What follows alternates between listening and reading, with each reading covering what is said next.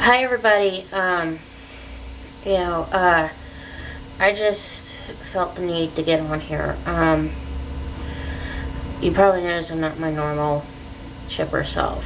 Well, there's a reason for that. I had a very strange week, to be honest.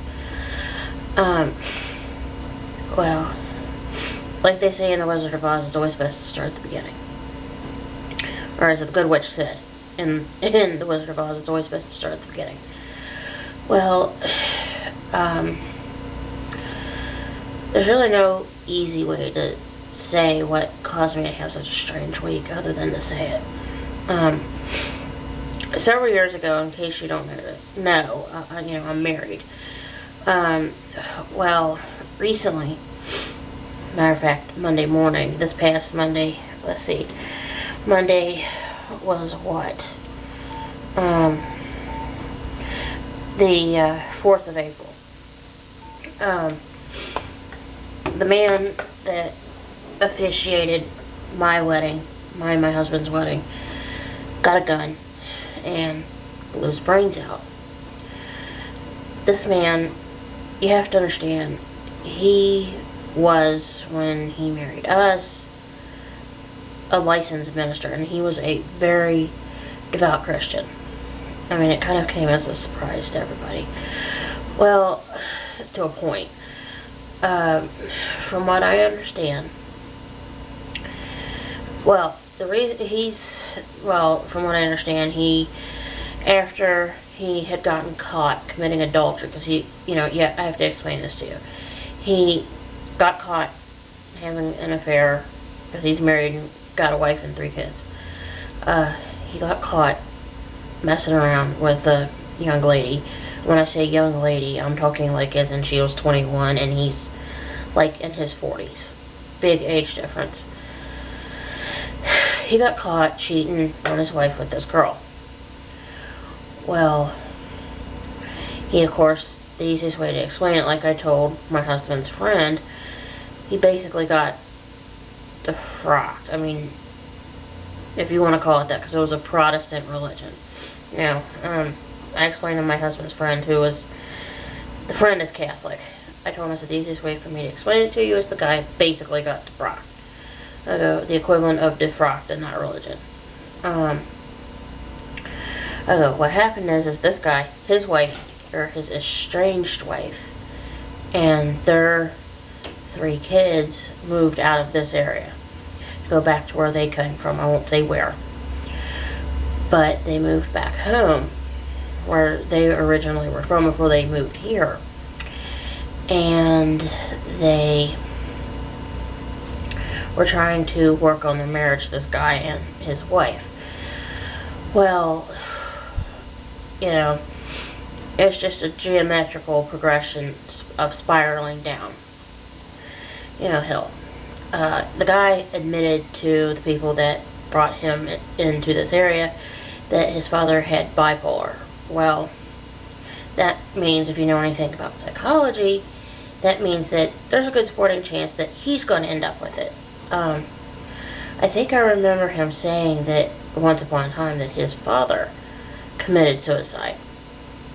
I got the impression I remember for sure that this guy, this ex-minister, had once said his father was dead and his dad died by his own hand. Well, like father, like son, not to sound cruel.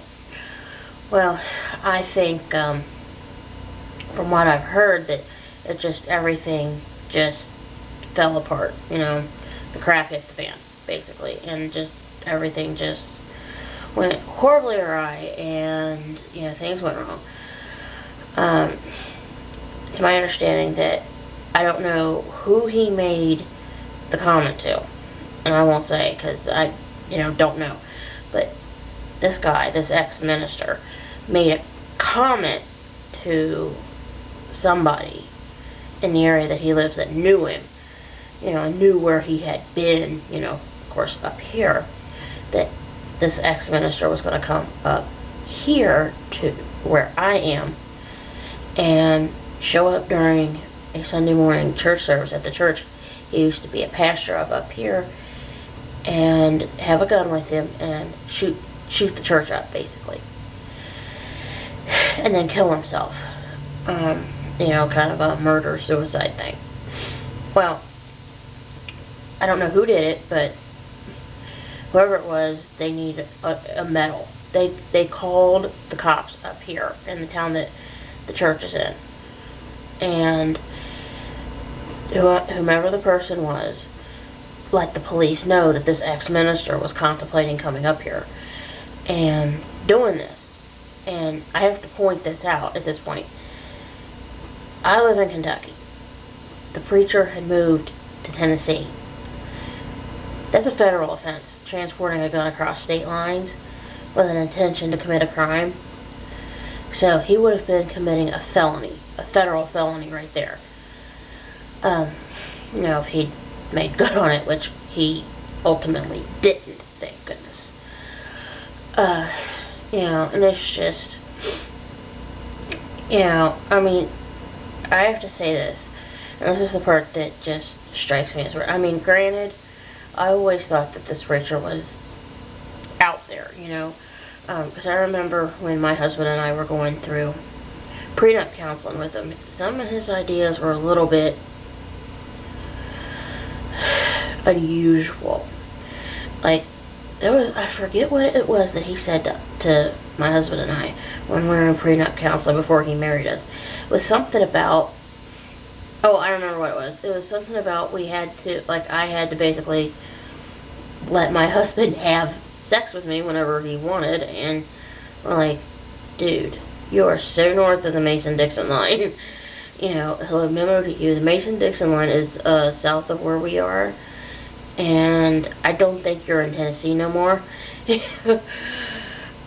Another Wizard of Oz crap.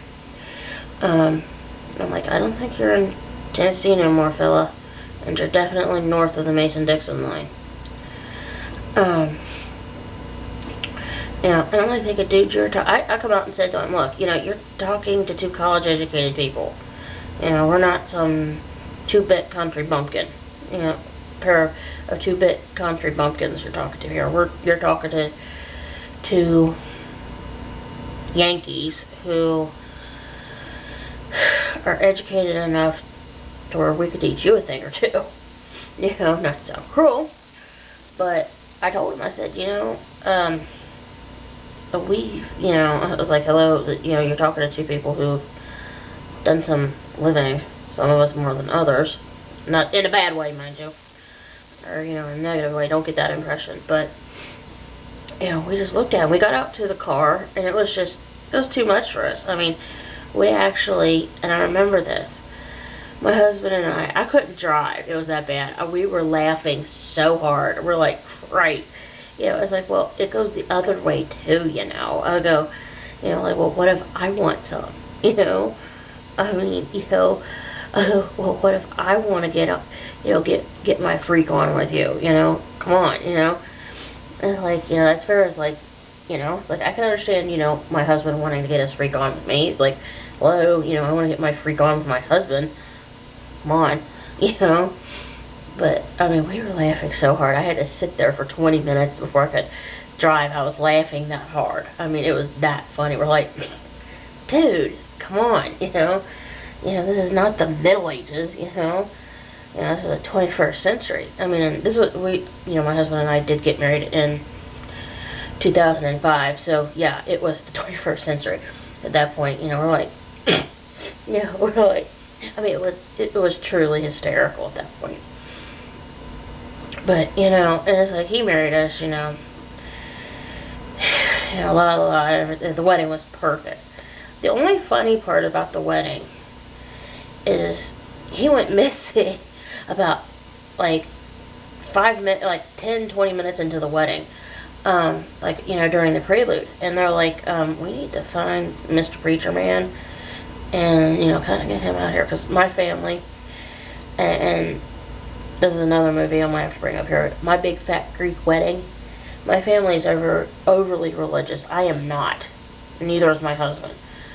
But, we kind of had to get married in the church because, You know, my parents would have given birth to kittens if I hadn't got married in the church.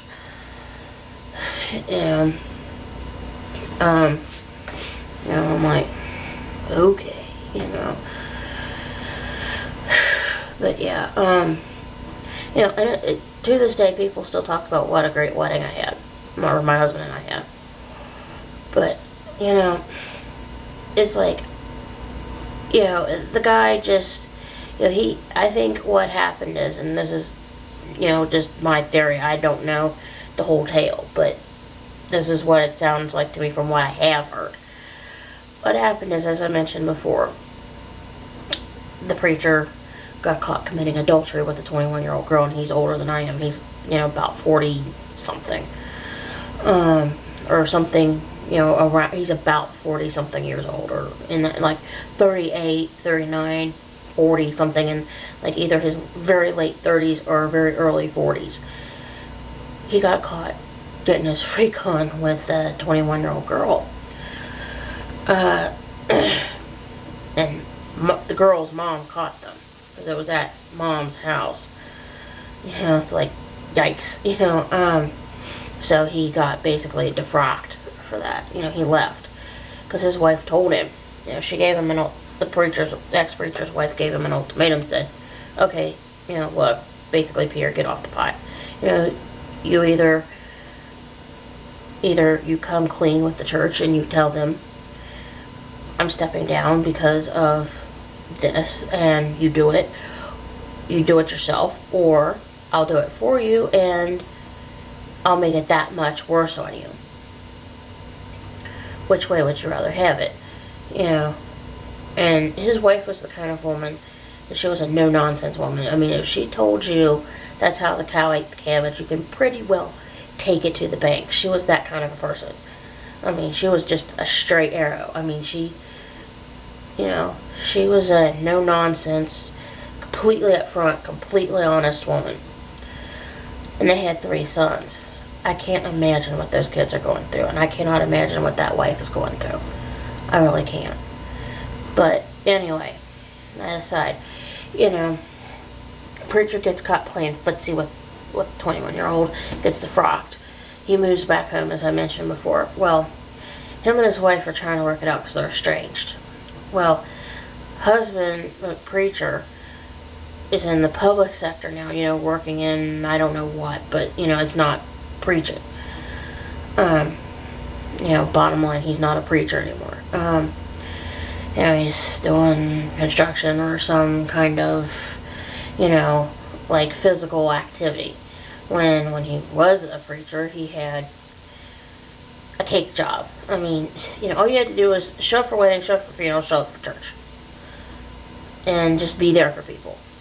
Well, his problem was he was never there for people that often. I mean, he had the emotional range of a teaspoon.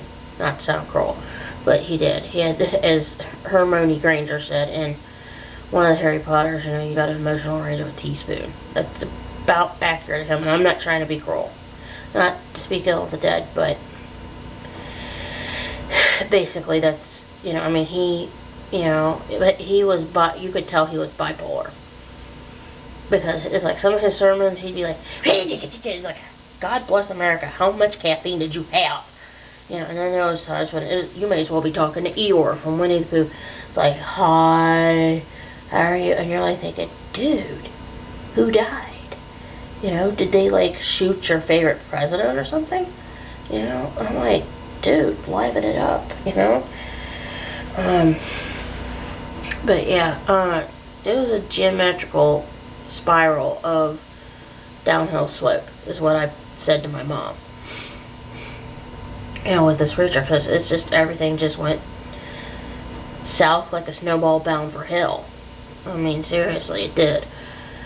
And it's just, you know, he just apparently hit emotional rock bottom and didn't see a way out, and just, you know, ate the business end of a gun, basically.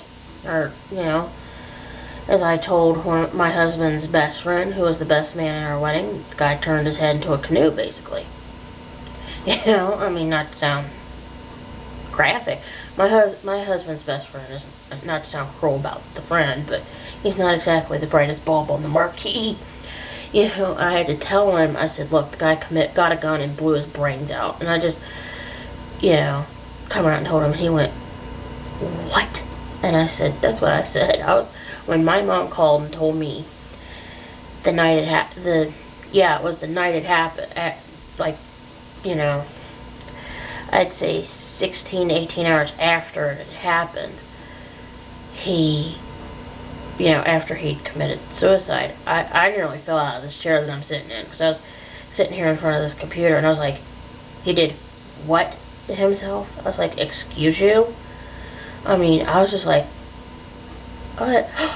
And I mean, I gasped loud enough to where my husband, who was upstairs on the upstairs toilet, could hear me. I went, you know, and it's just, I mean, it was just, I mean, it wasn't a quiet gasp like I'm doing now, but I mean, it was obvious. I mean, it really was. I mean, I was like, oh my God, you know? I was like, wow. I was like, and like I said to my mom, and I've said to everybody I've talked to about this since, this ex-preacher, you know, I didn't think he would do that, but, you know, also said, well, how well do you really know anybody?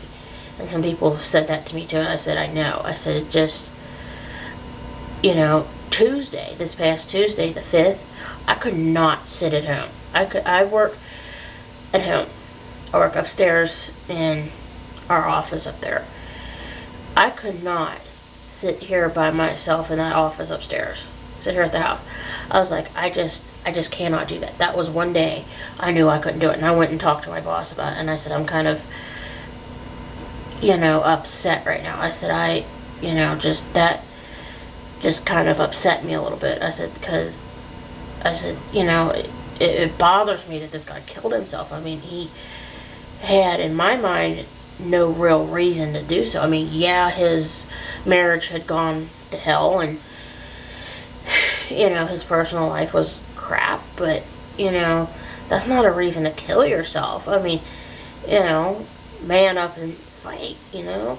I mean, I would, you know, my thought is if it was me in his shoes, I would have, nothing is ever that bad in this world that you just cannot pull yourself up by your bootstraps and get on with your life and be happy. I mean, granted, you know, they say the darkest part of the night is right before the dawn, and they're right.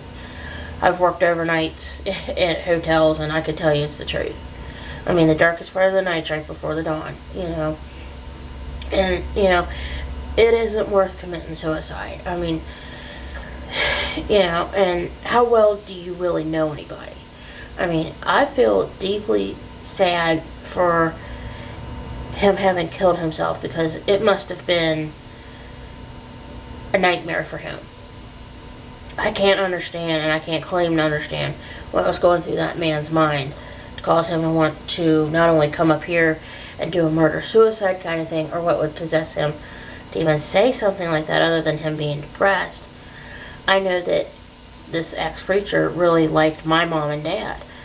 I mean, my parents had always been good to him. I mean, my parents went over and helped him out when he was having problems with something in his yard, because my parents knew how to fix it, you know, and it's just, you know, my parents got along with him. I mean, and it's just, you know, when you're that manic, I wouldn't doubt that, you know, some of the people who were your best friends, I wouldn't have been surprised if he had showed up and shot these people. I mean, and it just, I tell you what, it was so bad it gave me nightmares Monday night. Kept having these, you know, horrible nightmares that, you know, like they were shooting my dad. I mean, just because nothing against my mom, trust me, but my dad drives the church bus on Sundays for that church the preacher was a pastor of. And, you know, it just, that's what kept going through my mind was, oh my God, you know, and I kept thinking about that. That they say, you know, whatever's bothering you translates into dreams, and, you know, they do. You know, because it's your brain working it out, you know, in your sleep. But, I mean, seriously. I mean, it just, I really truly feel sorry for this guy's family. I mean, his now widow, because they weren't divorced. And their 3 boys. I mean, their oldest one was a teenager, like I'd say right about maybe 14, 15 years old, approximately. And I think their youngest one was about 10, maybe. I don't know their exact ages. I wasn't around them that much.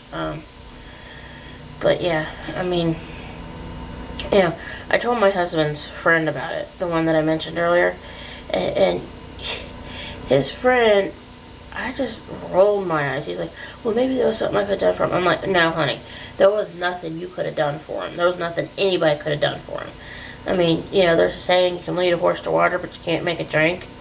It's true. He would have wanted to get help. Obviously, he committed suicide. He didn't want that help, or he would have gotten it. Or he would have got his head screwed on straight, and he would have dealt with it. And I go, it's not that I'm speaking mean of the man, ill of the man after he's gone, but, and his funeral today's what, Thursday? His funeral was today. I talked to my grandmother on the phone a little while ago, and I told her, I said, Grandma, they probably had a closed casket for him, because I don't think he would have wanted anybody to know him like that, or remember him like that. He wouldn't have wanted his kids, who I could tell you for 100% sure, when he was up here, he absolutely, unconditionally loved his sons. I don't think he would have wanted his sons to remember him that way.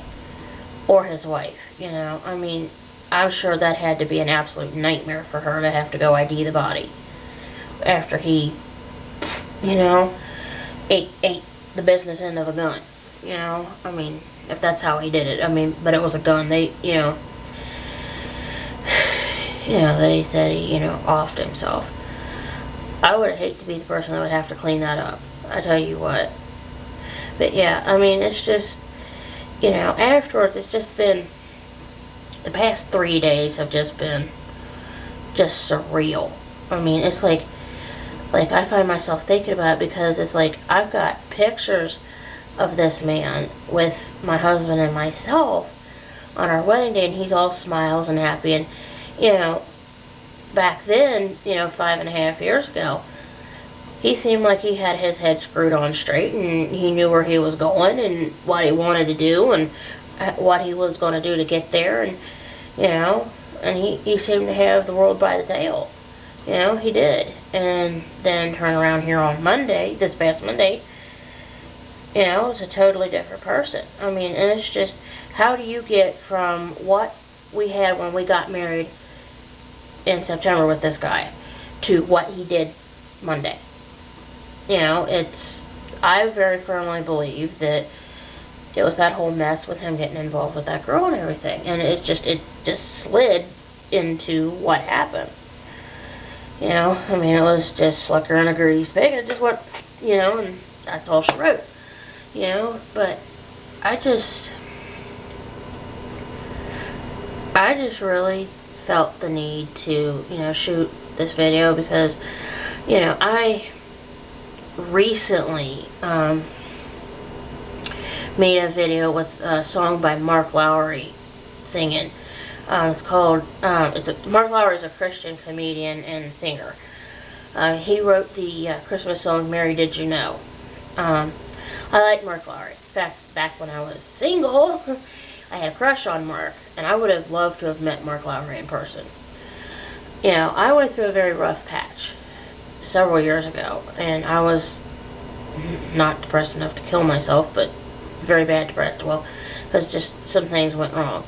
But there was a song that Mark sang that I happened to hear on a CD, and it helped me out, because it's just, I mean, like I said, I'm not overly religious, but, I do, I will admit to believing in God and Jesus, and it helped me out, and I listened to it tonight, and I kind of, I know how to take, like a program here on this computer and, you know, put like the audio to like pictures, or, you know, make kind of like a little video out of it. Well, not that I'm plagiarizing with that video, but I went and shot that video together, or cobbled that together with some photos I had. And, you know, I'm going to post it if I haven't posted it with this video already. I haven't decided if I want to put that video on another, you know, on like, you know, Photobucket or something, you know, and kind of spread the love with it that way. But,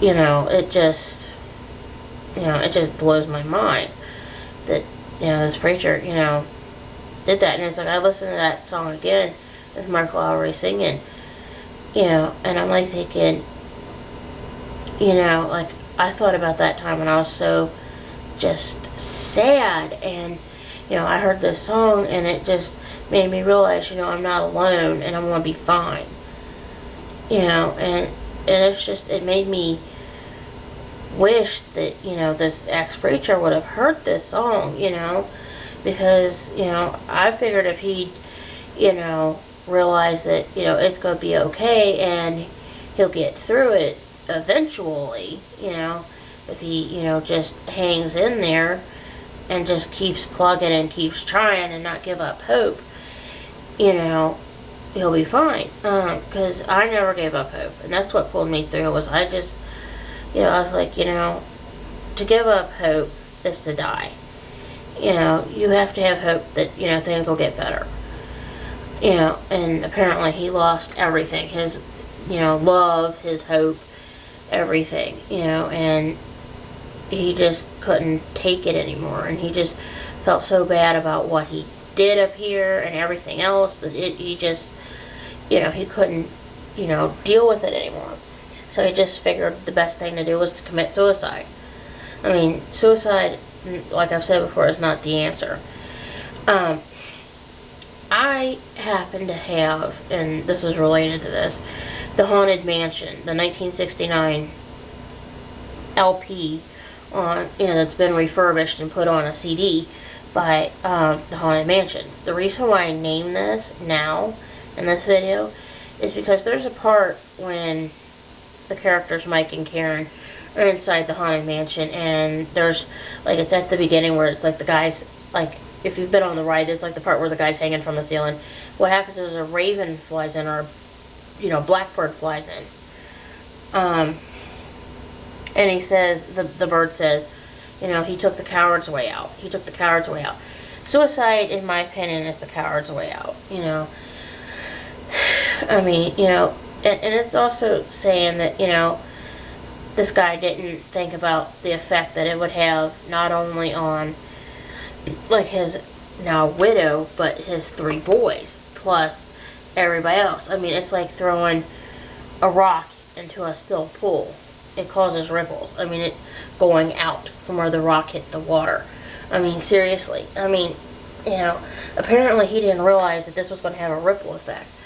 And like I've said before to people, different people, you know, I can only imagine how those 3 boys feel. I mean, mostly, I have to suspect that they're angry that, you know, they got cheated out of a dad, and they're angry at their dad for killing himself, and they're, you know, sad at the same time because he's gone, and it's just, you know, like this merry-go-round of emotion, you know, around in a circle. You know, I mean, I really do feel sorry for them, and I mean, my deepest sympathies goes out to that ex-minister's wife and their kids.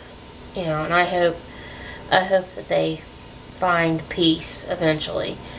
I mean, they're not ever going to understand why he did that.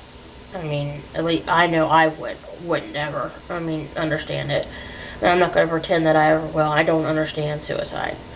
And, you know, one other thing I wanted to say is, you know, you can never fully understand why a person committed suicide, you know. I mean, and from what I know of it, and I'm just giving the bare bones minimum here in this video, you know, there's more to that story than what I've heard and told here, but it's just, they just, you know, they just, you know, if you could send, good thoughts that way to that family in Tennessee, I'm sure they'll appreciate it. But anyway, I just felt like I needed to say that because it's like, I mean, it is just such a huge, like I said before, such a huge difference between when I got married in 2005 and this past Monday that it's unbelievable. But anyway, folks, I just want to thank you for watching and you have a good day.